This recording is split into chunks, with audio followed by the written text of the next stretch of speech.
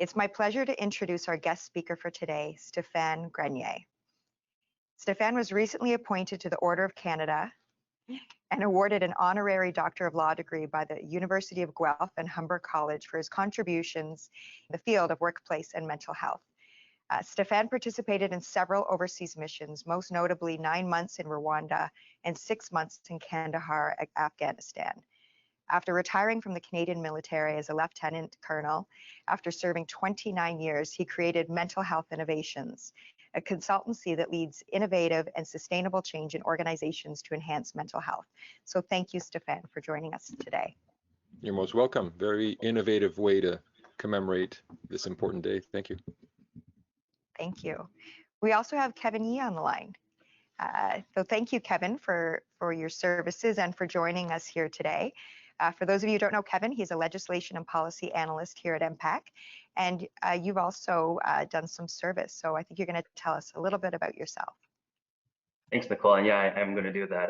Good morning, everyone. My name is Kevin Yee, and as Nicole said, I'm a legislation and policy analyst at LPSS. And as she alluded to, I'm also a reservist with the Canadian Armed Forces. Currently, I'm an Army lieutenant working as a logistics officer at 32 Service Battalion. So that's a reserve unit in Toronto, just in the Downsview area. As a reservist, I work part-time, so usually a couple evenings a week and some weekends. And I've been in for just over 5 years now, where my experiences and training have kept me within the country, whether it be conducting live fire field exercises in New Brunswick or learning about the military supply chain system in Boredom or talking to families at local recruiting events in Toronto. So one question I get a lot as a reservist is, do I have to deploy overseas? And the short answer is no. As a reservist, while there's sometimes opportunities for deployments, the choice to go is voluntary. In fact, our unit has recently deployed members to Europe and Middle East to support various missions. So part of why I'm here today is to share what remembrance means to me, and really I feel so honored to be a part of this discussion. So thank you, Carlin and Jamie, who are off the line, truly for reaching out to me. Personally, I've been speaking at schools for the last few years to connect the community with the military by sharing stories of our veterans and meeting fellow members who have served overseas. I'll never forget this one soldier I met last year during one of my speaking engagements. He was probably around my age, and not too long ago, he deployed to Afghanistan as a combat engineer. And Lieutenant Colonel Grenier will know about their sort of jobs there. The soldier's job was to walk along the roads every day with a mine detector to find roadside bombs that the insurgents were hiding to slow down our progress. So he was literally putting his life on the line every single day while he was there. And while I'm glad he made it home, many of his friends didn't. And his stories really struck a chord with me, someone who's serving right now. People connect to remembrance in different ways. Many of you have grandparents that fought in the war, and some of you have shared stories on our internet site, which I really appreciated and read.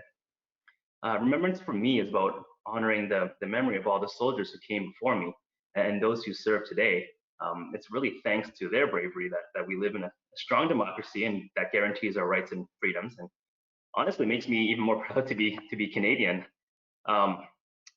And this year, Canada is celebrating the 75th anniversary of the end of the Second World War. I just want to share some facts with you. During the Second World War, more than 1 million Canadians wore the uniform of the Army, the Navy, the Air Force, and prepared to put their lives on the line, and they did. Because after the war, 45,000 Canadians never returned home to their families. So on Remembrance Day, we also pay tribute to the veterans of the Korean and Afghanistan wars, where more than 500 Canadians lost their lives in Korea, and close to 160 Canadian Armed Forces members didn't come back from the war in Afghanistan, which was only fought within the last 10 to 20 years. We also honored the more than 125,000 Canadians who have taken part in United Nations peacekeeping missions since 1949, and that includes our guest speaker here today, Lieutenant Colonel Grenier, who will be talking about his experiences from his deployments. Sir, I turn to you. I'm very much looking forward to getting your insight on how you overcame some of the challenges that you faced during your time in Rwanda and more recently in Kandahar. I can only imagine the hardships that you and all those who came back from deployments had to face. Also, sir, I know we kind of talked about this on our planning call with Nicole a couple weeks ago, but I joined the reserves a few years after you retired as part of the modern generation of the Canadian Armed Forces. And, you know, I feel that there's a greater emphasis placed on maintaining mental health.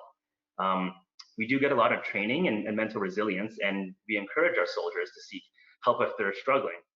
So there's a bit of a change in culture there. In my reserve unit, I'm constantly thinking about the welfare of my team in light of this challenging environment that we're facing here today.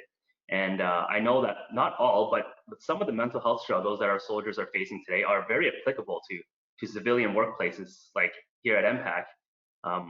Like MPAC, the Canadian Armed Forces has a member assistance program that they can reach to if they're struggling. And while I'm by no means a mental health expert, I also found that staying connected and engaged with my fellow coworkers or soldiers and setting the right culture as leadership has helped a lot with my mental health and those of my team. I guess, which is why it's not really a surprise that staying connected and setting the right culture is a common thread that we see throughout our virtual leader chats. And so in light of COVID-19 and the previous BLCs on maintaining mental health, you know, I hope everyone on the line today finds this topic relevant. So Nicole and Sir, I thank you for giving me the platform to share my story, and now I'll hand it over back to you. Oh, thank you, Kevin. That's such a great story, and you're such a great speaker. I can imagine when you visit the schools that they're, you know, very moved by everything you said. So you had some really great insights, and you're right. Mental health is really important to us here at MPAC. And so when we found Stefan, we thought, what a wonderful way to celebrate Remembrance Day, but also talk about the importance of mental health and go through some of those shared experiences. So Absolutely. Thank you. Thanks, Nicole. Excellent. So thank you, Kevin, and welcome, Stefan. And Thank maybe you. you can give us a bit of background about when you returned home from Rwanda, began feeling unwell, and you started to take this personal interest in your own mental health. And you could tell us a little bit about that story. Yeah, the journey home from Africa is quite a long journey. You know, the flight home is, or the journey home is probably 17 hours. And what I found interesting is that between the time I left a 10-month deployment overseas and the time I landed, that 17-hour transition was definitely not enough to sort of help transition back to normal life. And the first sign that something was not well should have been when I had not told my family that I was coming home, because you know, there was always changes in the date of return home, and it's not that I wanted it to be a surprise, I just didn't want it to be another disappointment. So at this point I just decided I'm just going to show up. So I took a cab home that night. I was not redeploying home on a rotation with hundreds of other troops. I was just coming back alone. I remember at the airport, the first sign should have been that I felt really aggravated as people were rushing to get their luggage to make it home and stepping on my feet or toes and getting their luggage to get home. And I wasn't reacting well. In my head, I was thinking, you kidding me? You know, you're in a rush to get home. I haven't been home in 10 months. But of course, you know, I get home maybe 45 minutes later in the cab. And when the door opened up, it was around bedtime for the kids, and the kids were pretty young. They were in their pajamas. And when the door opened and I saw my family, I literally fell to my knees. I didn't fall to my knees to lower myself to hug them. I almost collapsed. And that should have been a sign. It wasn't fatigue. It was the overwhelming sense of something very drastically different just occurred here. And years later, I was fortunate enough to help create the third location decompression program for the military now, that when we deploy to real hotspots, we don't do that anymore. We transition our people back home. We give them a place to decompress. But that should have been a sign that I wasn't well. But of course, you think you're tired, and you know, it's been 17 hours, no sleep, and you know, a bit of. So that was an interesting journey home. Thanks for asking, Nicole. Yeah, I couldn't even imagine being away for 10 months and then coming back. And as you said, like, they weren't even expecting you. So just the overwhelming feeling. And it's a really important point you make about the agitation. It sounds like that's what you felt in the airport. So probably something you weren't used to. Yeah. Now you became a leader at the age of 19, which is very young for any type of leadership role. And you have this quote that I want to share with you and then ask you what you mean by it. And you say, healthy people from the mind have good intentions, but when that person becomes mentally unhealthy, that goes away. What do you mean by that? Well, I think this quote of mine is supported by some very, very prominent research in the field of workplace mental health. The researcher who did this research is called Dr. Hoag. And what Hoag did is he actually looked at 6,000 employees, workers, and he asked them a bunch of questions. He asked them, if you ever developed a mental health problem, would you trust your workplace to do right by you? Do you think your workplace would be supportive? Do you think it would harm your career? Things like that. In his particular research, Nicole, what I found really interesting and sort of validates my point of view, because I don't have a PhD, I just have my opinions, right? Is that, experience, the University of Life, perhaps. But what I found interesting is that in his research, he was a visionary researcher, because in his 6,000 respondents, he embedded diagnostic mental health scales in the research, which means that when he looked at the data, he was able to create two categories of respondents.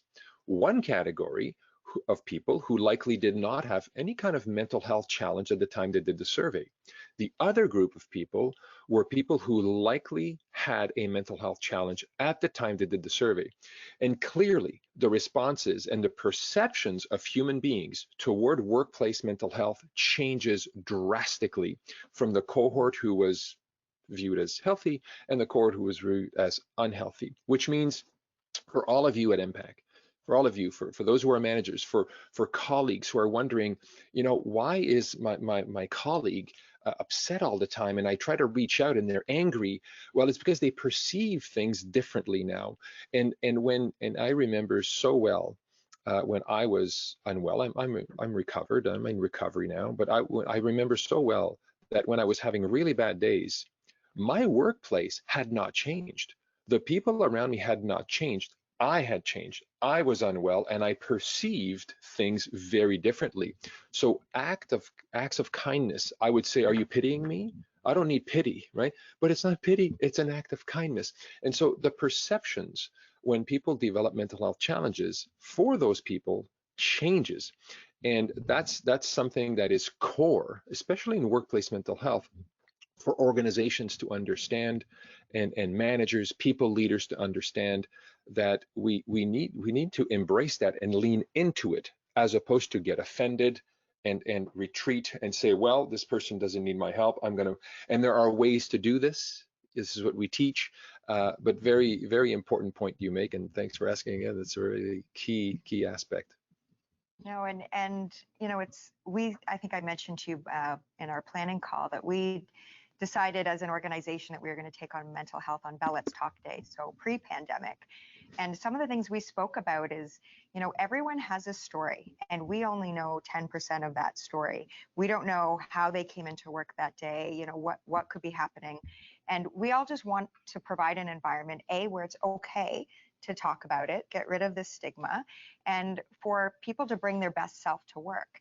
And they may not be able to every day because of those situations as you're just talking about. So, having these virtual leader chats and mental health webinars and really just talking about it, I think has been a real focus for us. And so your story really resonates with me, because we are all just people at the end of the day. And I think that's one of the things that you say. You say that you just need to create an environment where people can be people, and you've got this belief, and I share it, that productivity can go up. So maybe you can just share some of your perspectives on that. Yeah, absolutely. I remember, and this is not something I was taught. I come from a very humble background.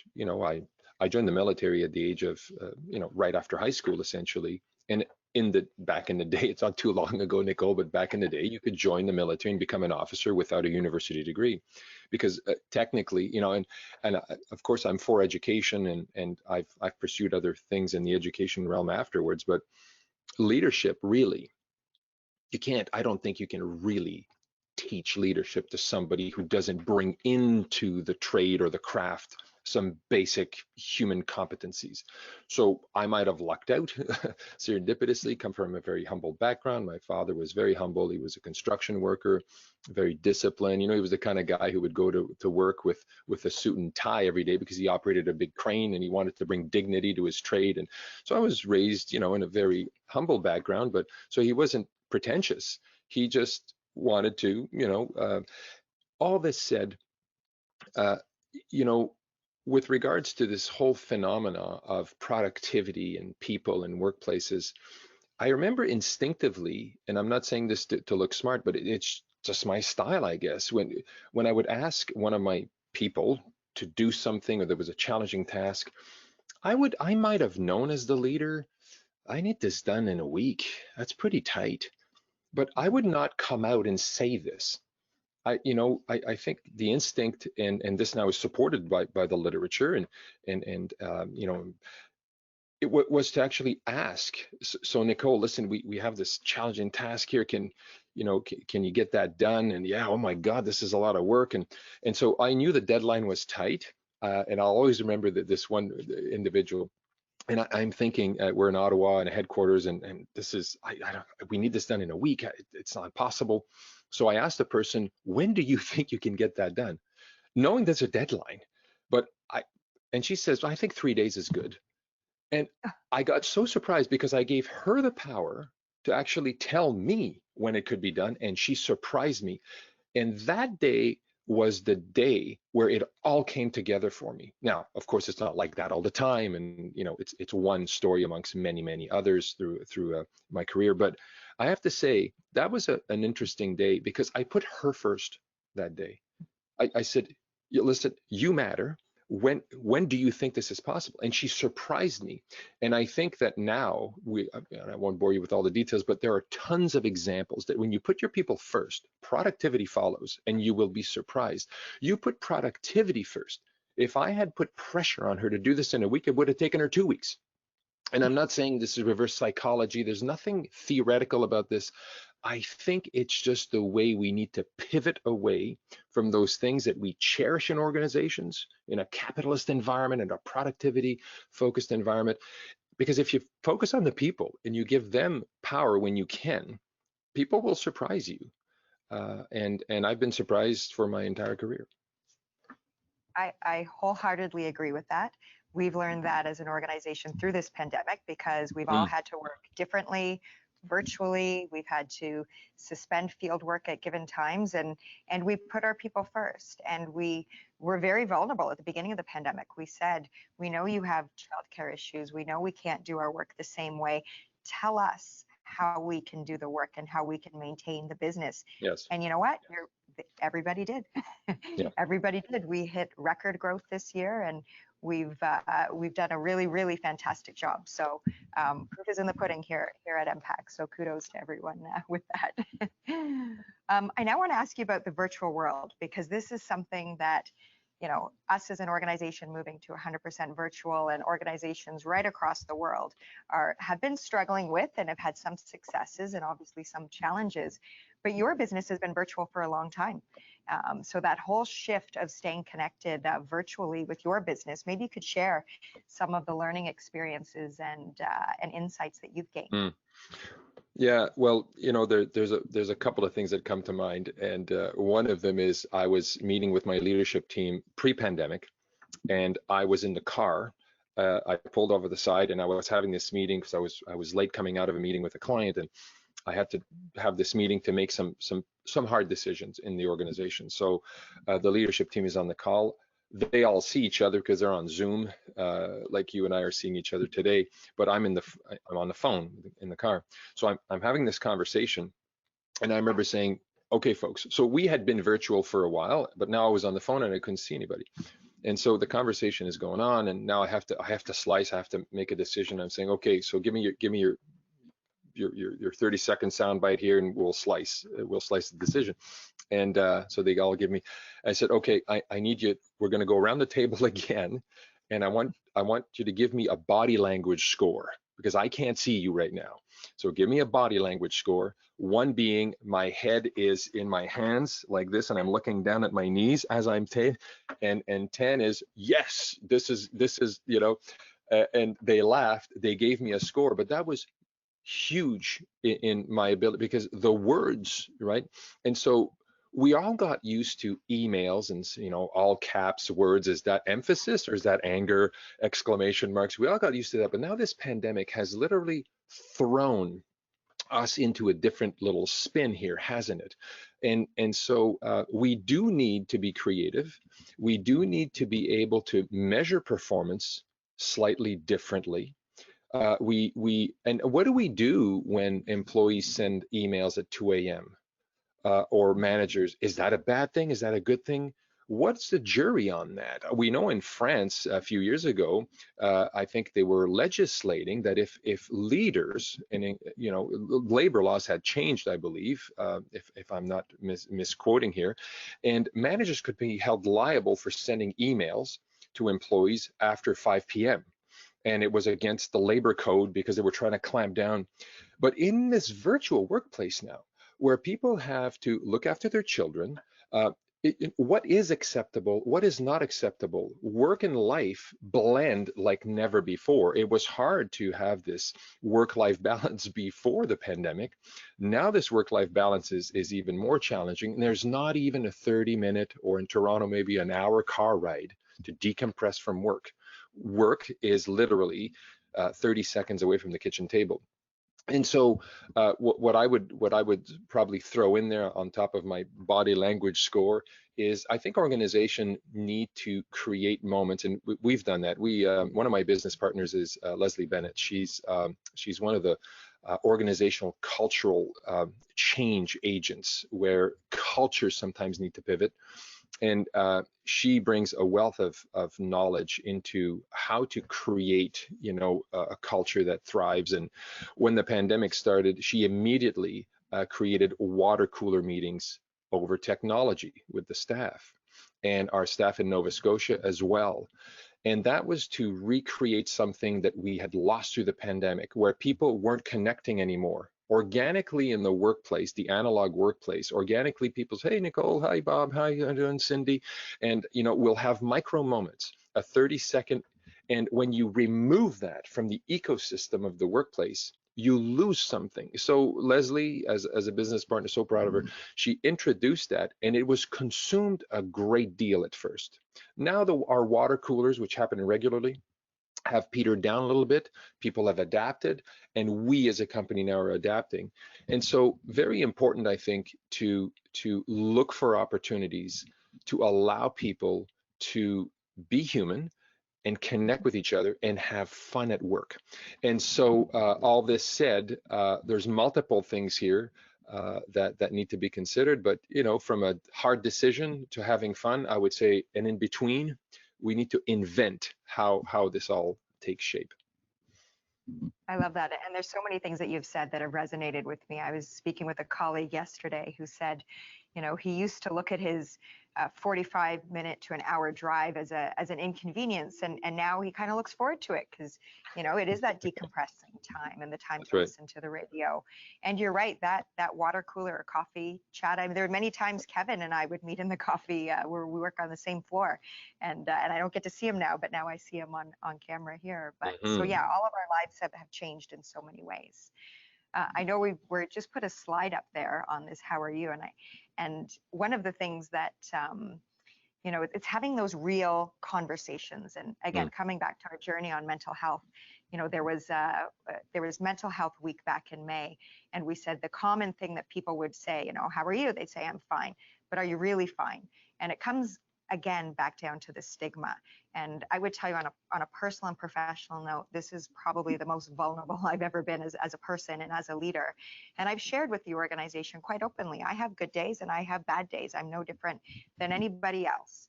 And I do that because A, it gives me comfort, and B, I want all of us to be human and create that human factor.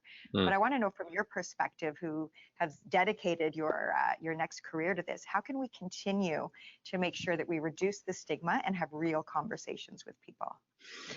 Well, on the stigma piece, and you're perfectly right. Stigma has been part of the problem, but I believe that by 2020, the vast majority of the stigma has been eradicated. I'm not saying there's no more stigma, but one thing that we need to now pivot towards is the concept that I would introduce today, Nicole, is self-stigma.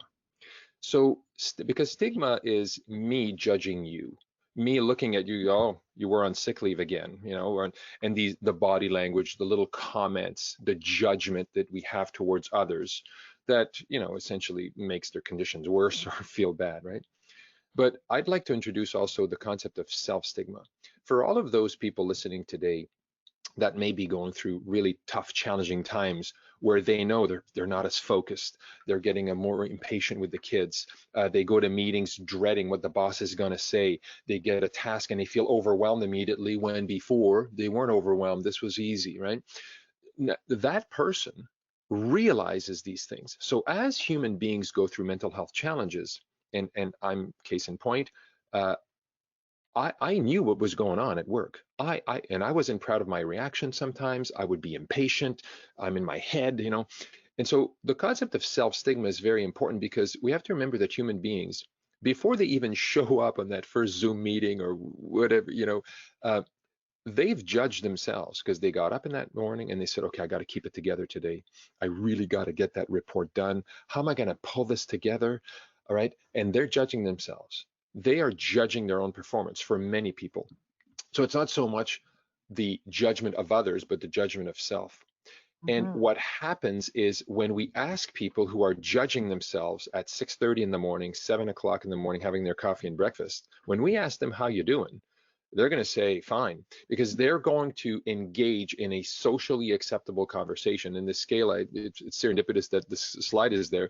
You know, we live our lives ebbing and flowing from the 0 to 10, right? And 0, by the way, for this scale, for everybody listening, is I got 0 stress in my life. I got the best boss in the world. I got a perfect marriage. I take 5 holidays a week. I got no debts. Everything is so perfect. So 0 stress. At the other end of the scale, Nicole, the 10, I mean, I found myself in the 10 a few times, you know, after Rwanda. And one of those events was in the garage with a long rifle, trying to figure out the angle I needed to do this so that I wouldn't miss. And of course, I'm still here because I didn't quite figure it out. And you're probably wondering, or your audience is probably wondering, why did Nicole bring this guy in? I mean, he's talking about suicide. Well, that's the ultimate failure of us as a society, as a medical system, to actually help people recover in a productive way. And I'm not blaming anybody here, but I need to also say that in my particular case, Nicole, when in that moment, I remember it was like yesterday, my fear was to miss, end up disabled, and become a burden to my family who had left for the weekend. They were visiting a cousin.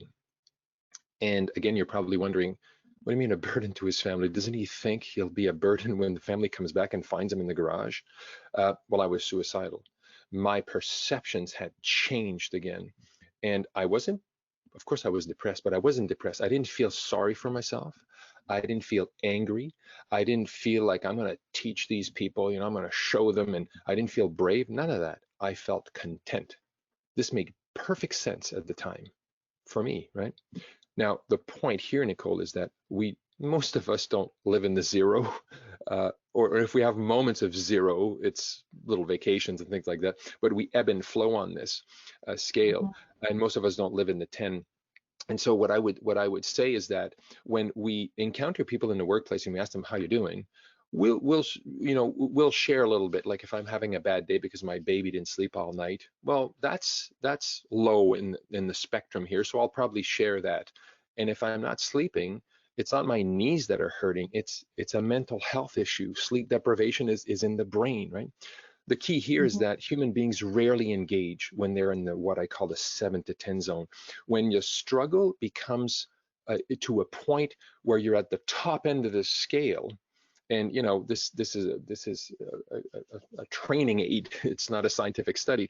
People disengage because of everything we've been talking about. That self-stigma. Remember the Hoag study, and people will not tell you how they're doing. And so very, very challenging for workplaces to actually create safety for the people in the 7 to 10 zone, because a lot of the stuff lower there, when you're feeling unwell a little bit, will get sorted out by those micro moments and the social structures that exist in the organization, and a good boss, hopefully, in all of this. But when you're in the 7 to 10 zone, you need clinical care, but you also need social support. And if you don't have social support because you're disengaging, it becomes an accelerant to that mental health decompensation, right? And that's really the next frontier that we're working on. Wow. Well, first of all, thank you for being so brave to share that story, and we're all grateful that you didn't figure out the rifle that day, because you've dedicated so much of your time and your work to helping the world.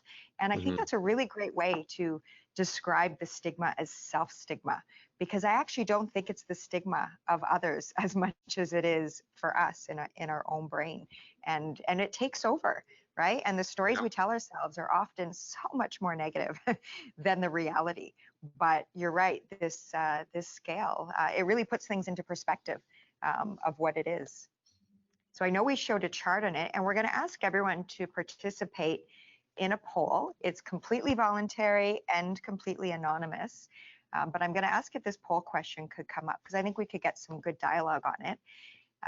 And that is, where do you feel you are now on this scale of 0 to 10? And maybe you can just explain the 3 zones that we've given as options again, just for benefits to fun. Yeah, the 0 to 3 zone would be, I'm having, generally speaking, everything is fine. I have a bad day, or, I'm trying to keep it together. Maybe once a month, right? For a few hours, I have these moments. But generally speaking, things are easy. I got things under control. 4 to 6 zone is, there's sort of I'm sort of bogged down. I'm slowed down. I'm having a hard time concentrating.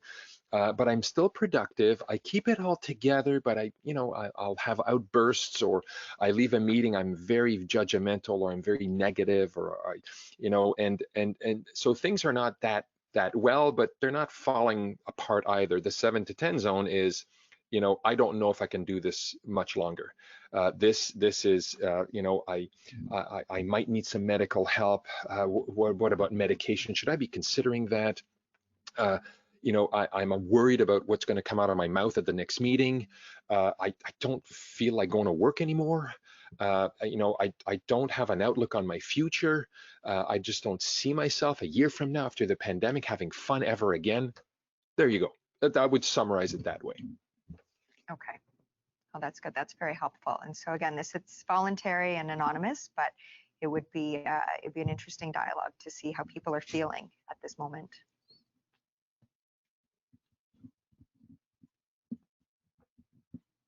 If we have enough responses yet for the poll to see what it looks like. Okay. The majority of people are in that the middle zone. Interesting. 4 to 6. Yeah. What are your thoughts, being someone who's used this in your practice and in your travels? Is this something that you think would be something that you would think to expect from our results? Well, I think so. I mean, if everybody was in the 7 to 10 zone, I would say, okay, I didn't explain this right. If everybody was in the 0 to 3 zone, I would say, I probably didn't explain this right. So of course, this is not a scientific study. I'm not a researcher. However, this seems to be pretty much what life is, right? And I don't know that this is highly different than the pre-pandemic days either, because the human condition is exacerbated right now by the pandemic. Of course, we can't negate, but that's pretty much how it pans out. So the 7 to 10 zone are probably, those folks, I would say, who answered, I'm in the 7 to 10 zone. What Kevin said earlier, and I believe people who reach out for help, when they need the help, if you're in that 7 to 10 zone, be courageous. Do that. Do that for yourself first, do it for your family second, and do it for your workplace third. And I'm putting workplace here third, because you have to help yourself if you're going to help anybody else. And so I think I would be remiss not to tell those people. For those in the 4 to 6, in that other zone, the 4 to 6 zone, is, you may not need to reach out to EAP or clinical resources, but when people ask you how you're doing, give yourself permission to sort of say, well, I don't know what's going on with me. Open up a little bit. knowing that, well, of course, depending who it is, but try to fight what Hogue has demonstrated in his research. Try to fight that perception that, why are you asking? Do you think I'm not productive? If your manager reaches out to you to say, listen, can we have a chat? Don't think you're in trouble. Think maybe he cares. And these are thought processes that are going to be really hard to fight when you're in that 4 to 6 zone, because the tendency is, what does the boss want to talk to me? Did I not do everything I was supposed to? That's the go-to thing. However, I would encourage you, fight that. Look at the meeting with a glass half full and say, well, maybe he wants to just have a chat because he cares or she cares, right? This is speed dating on all these concepts, Nicole, but I'd be remiss not to comment on that. No, that's great. And again, it comes back to that self-talk, right? Your boss calls you and you automatically assume that it's something wrong. I'm going to ask, because we were going to show the recovery slide, I'm going to ask that we move to the peer support slide, because one of the things you spoke about with workplaces, and when we did our prep call, you said, Nicole, I won't put you on the spot. And I said, no, put me on the spot, because I want to do the best that we can for our staff and for our workplaces. And I was really intrigued by this peer support. So, as I mentioned, we have an EFAP program and we offer mental health webinars, but that's not enough. We need to create a culture in a workplace where everyone feels safe and included, and can bring their best self to work, knowing that it's not going to happen every day. And I shared with you this concept of, it would be neat if we could just kind of get together as a team. And then you brought this concept of peer support. So maybe you could share a little bit more about that and what we could do to be better at impact. Sure. So of course, and the reason I said I didn't want to put you on the spot, and I rarely deal with leaders like you are saying, put me on the spot. So here we go. You heard it from Nicole. So the spot is this. I think workplaces today, and this is not just MPAC, it's every workplaces, need to crowdsource the human benevolence that exists in the workplace today. And so in the survey respondents, Nicole, some of those people who are in the 0 to 3 zone might have had a mental health challenge 6 years ago, 4 years ago. They are now in recovery. Statistically, that's the case everywhere.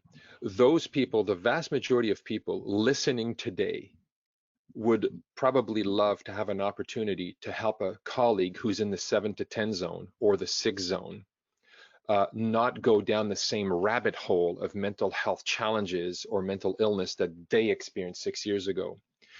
And every workplace in Canada has that ability. The reason why workplaces aren't doing it is because we have adopted over the last couple of decades a purely clinical paradigm as to how we can help our people. And so the go-to place now is refer to the EAP, which is fine. I'm for EAP. If you need a doctor, you need a clinician, go see your clinician. But then what else? The what else is actually a formal peer support program where you've crowdsourced the people inside your ecosystem, where, in an organization like us, that's what we do. We're implementing now at Health Canada. We just implemented with an organization in Sarnia last week, believe it or not. We were there in the room, socially distanced, providing training. And what we do is we carefully select people, because there are competencies for this. The gate is not lifted the minute somebody says, well, I was depressed 7 years ago, I want to help people. Well, no, there are other things that we look for to ensure that there's compatibility here. There's training and there's accountability. And we have now, pre-pandemic, we started developing an app, and the app allows people to connect via their smartphone with a qualified peer supporter in the organization. Why in the organization? Because these people understand the ecosystem that you work in, and it's completely confidential, and it allows people to have conversations that otherwise would never occur. It's completely confidential, and it is about providing a bit of reframing, because there's nothing like having experienced the situation to be able to throw a little wisdom in to somebody who's currently in that. And so peer support has not been invented by me. It exists. It existed for thousands of years. There's all sorts of programs for all sorts of physical ailments. What we have done is we've raised the bar, and we actually implement these programs, giving permission for people to actually support each other formally. And the last thing I would say to that is I've rarely met somebody who's been through a serious mental health challenge, who has recovered, who's not looking for the opportunity to help a fellow human being. When organizations pivot and lean into that, they actually lift that last little cloud of stigma is sort of gone, because now you don't talk about the people who are experiencing mental health challenges. You're actually valuing these people and you're raising them to the top. You're not taking advantage of them, but you're actually valuing the wisdom that they've acquired throughout their recovery, and you're bringing it to the benefit of others on top of everything else you continue to do. Good benefits, good EAP, hopefully, and all of the rest of the stuff. So crowdsourcing that human benevolence, I think, is the next step for humankind. And we forgot how to do that. We really did. And now we can engineer that back into the ecosystem. That's the challenge, I guess. No, I really like that. And I want to learn more about the peer support. And it comes back to it takes a village, right? And we're a community. We're a workplace community, whether we're in the same physical office or remotely, like we're one big family. And I look at, we've got a project called the Gratitude Project. And, you know, it's just a group of people who get together and share what they're grateful for. And while it's not a peer support group, it in some ways it acts like one. And in the couple of meetings that I participated in, I think, oh my God, like I'm so much happier than I was before I joined the meeting. I should join this meeting every week. So maybe I'll get an invite to the next one again. I also want you now to talk about the recovery phase. And so you've been very open on your own journey about being in that 7 to 10 zone and coming back. And how do you recover now from that and try and operate? Because sometimes I think you were still in the, you were still working when you're in that zone. So for the people in that category, let's share a little bit about recovery. Yeah, so as you see on this slide here, I basically became, we'll call it, injured in 1994. And my deployments carried on to many different countries. I was formally diagnosed in 2000. So I spent 6 years as what we call the walking wounded, right? I mean, you're just not well. You don't know you're unwell. You don't go for help, really. And when you do, you flush those pills down the toilet. So I'm going to get over this myself for all sorts of reasons, and just keep working.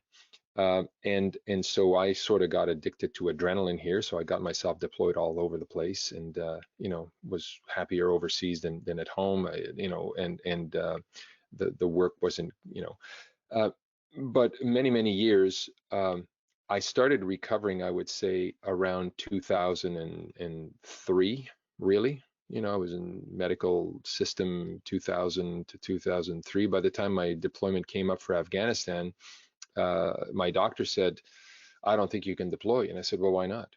They said, well, you have a diagnosis. And I said, well, I'm going to challenge that because I think I'm recovered. Interestingly enough, the doctors would have not let me go to Afghanistan. Interestingly enough, the doctors were following the medical model. In other words, until there's a cure, you're a patient. And if you're a patient, you're disabled. The recovery model doesn't endorse that at all. And by the way, for those interested in thinking, I never heard about that, Google it. Recovery model, Mental Health Commission of Canada. There are actual healthcare guidelines today for a recovery approach inside psychiatric hospitals in Canada. And the recovery philosophy is, and this is how I compare it, and I do have permission to speak this way, Nicole, from several soldiers who lost limbs at war. If you lose a limb, everybody understands the concept that that leg is never going to grow back. I mean, it's something we just know. We didn't have to be taught that. It's kind of obvious. However, is recovery possible for an amputee? Yes, it is. Will their lives be exactly the same way it was before? No, it won't. But that doesn't mean they cannot recover, enjoy a new life, a quality of life. And we know that there are, running legs, dancing legs, swimming legs, and all sorts of apparatus and therapies. And in the workplace, we accommodate for that. We will accommodate. So if you see an amputee sliding on the ice, coming with his briefcase and coming to the door, or somebody with crutches, would you not open the door for the person? Well, of course we do. So how do we figuratively open the door at the entrance of the building when somebody has a mental health challenge. It is possible if we understand the recovery philosophy. So the recovery model now is actually a model that the healthcare system is embracing and trying to reteach the entire medical mental health system that that's the lens we need to look at our patients through. And the importance of that is when you have an employee who's been through a mental health challenge or a mental illness and they're back at work now, they may not be cured, but being in recovery is the key. And an organization needs to put in place all the systems to keep their employees in recovery. In recovery is not, yo, I'm recovered, I'm good to go. No, you can relapse. You can have bad days. And what the organization does, such as implementing a new culture of support through a peer support program, provides that non-tangible but very tangible mental health support that people need when they're starting to slip, and they have permission from the organization to actually have a conversation with somebody that is in a formal program, and it's okay. And so to say call the EAP is very, very important, and having that EAP is very important. But we cannot, as leaders and organizations, abdicate 100% of that recovery to an EAP and a psychologist. We need to create the ecosystem to foster and sustain recovery for people. Now, I run my own company now. I run my own culture. I run things, and it is 100% recovery based. You will not meet a more productive workplace. And every time we meet, there's a check-in. How you doing? And there will be exchanges. Our meetings will last an hour. There might be 10, 20 minutes of check-in, and that's okay. It's not productivity, it's people. But when the meeting's over, people produce. And so that recovery philosophy means changing the ecosystem and changing how we do business, including leveraging that support that exists in every single organization. It's just a matter of bringing it to life and creating those programs. Oh, I love that. It's creating that safe space for people, Yeah. and making sure that they do feel supported, and that it's okay to talk about that. So we've got a poll question, which I think is going to tie in really nicely with this conversation, because we've been talking a lot about the self-stigma and the self-diagnosis, but we should never underestimate how well our peers know us, and how well our peers or our bosses really kind of know if something is up with someone else. And so I'll ask that this poll question comes up. And so going back to your scale again, have you ever felt a colleague needed support, but you didn't feel like you could provide support because you felt they were in the 7 to 10 zone? Because I think many of us really recognize when something is different. And Stefan, I'm sure with your team, while you do these check-ins, even before you do them, you probably have a bit of a sense or intuition on some of your team members. Yeah, sometimes you have the intuition, or the other day, one of our key people showed up at a meeting and she was so different. I mean, the body language was, but you know what? Right after the meeting, few people called her and say, hey, what's going on? And there was no, oh, well, let's hope the next meeting goes better, right? No, lean into it, right?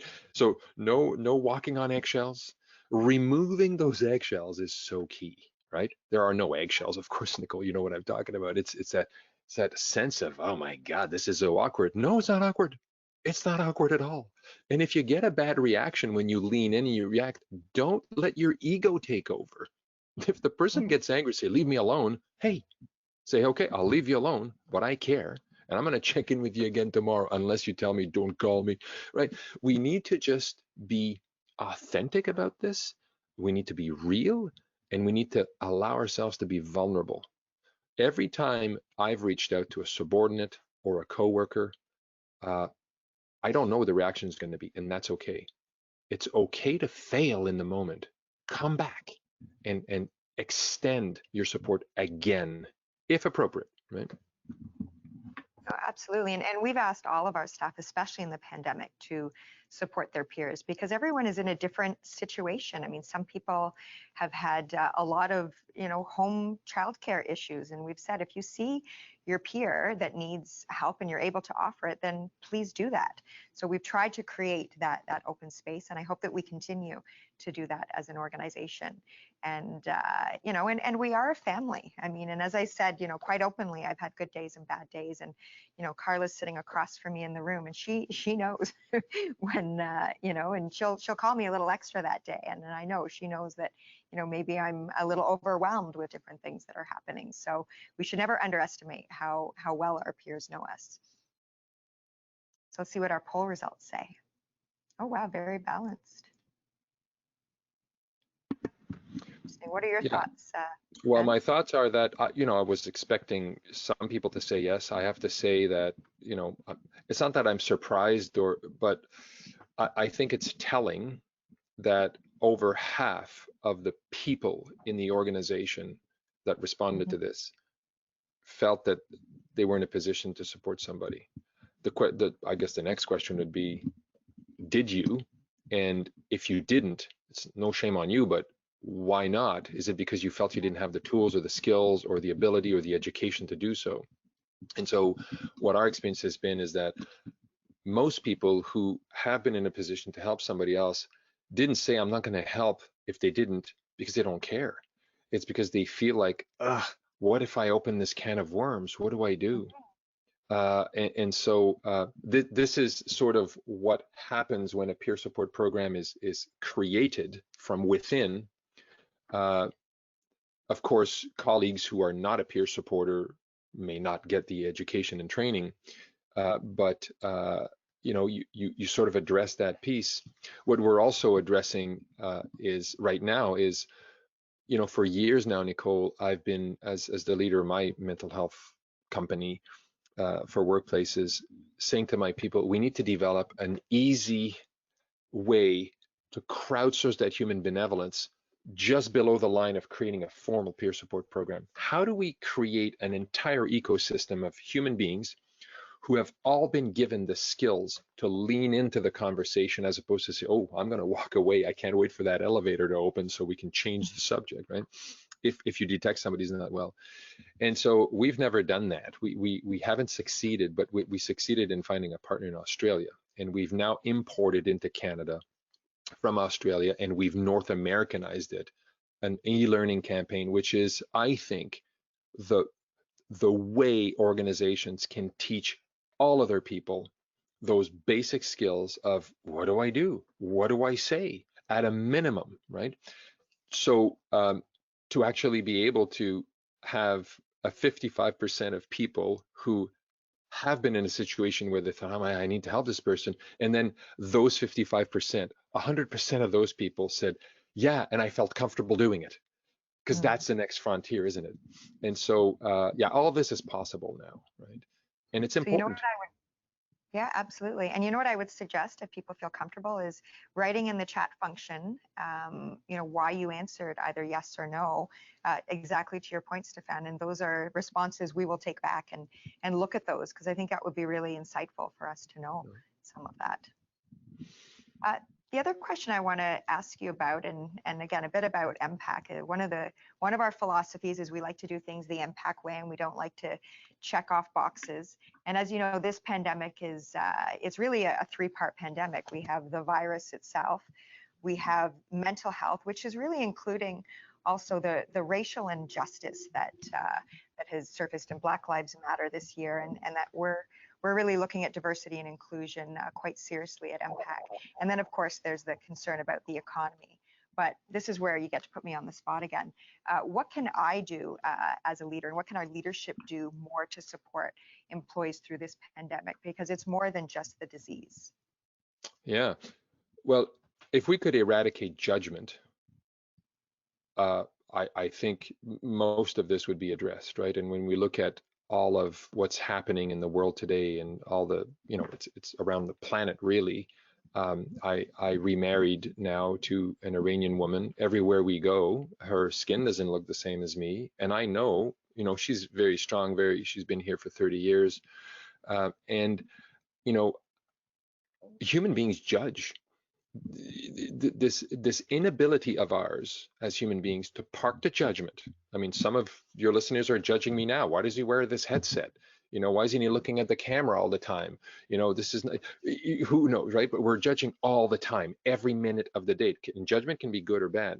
So, I mean, if we could just park that would be wonderful, wouldn't it? But we can't. What we do need to do is acknowledge that this mental health problem of ours pre-exists the pandemic. It's gotten exacerbated during the pandemic, perhaps. But when this pandemic is over, we are going back to the pre-pandemic mental health epidemic in North America, or I would say the world. So while we're as laser focused right now on COVID and the vaccine, and is Justin going to bring enough doses for you? Fine, be not you, Nicole, but let's be busy focusing on that. Those leaders like you today, allowing a guy like me to put them on the spot, would say, well, it's time to act now. Bring in the systems now during this pandemic to create the conditions and set yourself up to finally, perhaps, address the mental health epidemic that started 20 years ago, that we have sort of, I don't want to be rude or disrespectful to some large organizations that we all know of who have, made a lot of publicity around mental health. Let's talk about mental health. Well, why don't we act? Enough talk. I mean, I know we're talking today, Nicole, but talking about this, talking about stigma, webinars and all this, that doesn't really change things for the people who are in the hurt locker. I was part of an international panel several months ago, and a psychiatrist, a Canadian psychiatrist on that panel at one point said, well, there's many resources to help. If you're feeling unwell, you can call the Mental Health Commission of Canada. And I said, what are you talking about? The Mental Health Commission of Canada is not going to help anybody. And so we have all these things that we say, they're well-intentioned. And I was shocked because the Mental Health Commission of Canada, it's not help. It's bureaucrats working on strategies and putting out documents, and they're not going to help anybody. And so we need to stop talking and really do the triage of what is good thinking around mental health and what is tangible action, meaningful action for people who need help. Because if you got a broken leg, you can sweet talk me all you want. I need a cast. I need to get off that leg. And so the same is doable for mental health, but we as a society think that when we talk about mental health, that it's actually helping people. It's actually not. I would say that the perverse effect, if I'm in that 7 to 10 zone, remember the Hogue study, and I hear my organization say, well, let's tweet this week, and I'm not well, I'm not perceiving that as a good thing. So this is where I think organizations need to act. And I would say the time is now. You need to prepare the ground for the post-pandemic because people are resilient now. In the face of adversity, most people will push through. They're going to struggle. They're going to push through. The cumulative wear and tear of the pandemic may be felt after. And so organizations today need to prepare for the aftermath. No, that's great. And I hear you. I mean, the pandemic has brought on different aspects of mental health, but this existed well before that. And our employees told us, and they told me when I was out doing my staff visits, they would say, what are you doing about mental health? When we would do employee surveys, and the verbatim comments, they'd say, what are you doing about mental health? And, we said, well, we're going to do something about mental health. And so we've started, but it's a journey. It's a journey. We're not checking off the boxes, but I love all the suggestions that you brought to us. I'd love to follow up with you after this virtual leader chat to find out a little bit more about some of these programs. And I encourage everyone on the line to please share your ideas because we're all in this together, right? And we'll come through this as a family. So we're out of time. I'd love to talk to you for longer, Stefan, but thank you so much for your time today. You're most welcome. It was really, really wonderful. Thank you for having me, and best of luck, everyone.